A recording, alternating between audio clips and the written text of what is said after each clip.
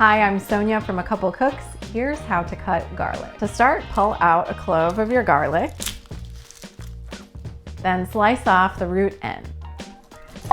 Now for the next part, smashing the garlic. Some people use their knife, but we like to use a jar just for safety. Give it a little tap. Peel comes right off. Now, if you're going to mince your garlic, here's what you do. Make sure to have a firm grip on the base of your knife. Hold your garlic clove and cut small slices,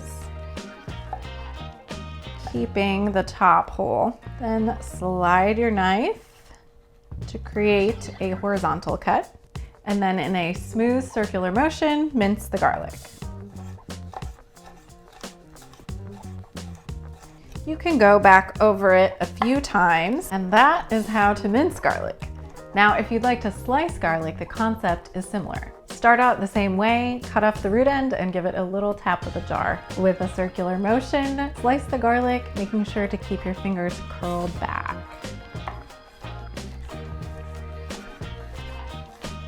And that is how to slice garlic. For more of our knife skills videos, hundreds of recipes, and more about our cookbook, Pretty Simple Cooking, head over to acouplecooks.com.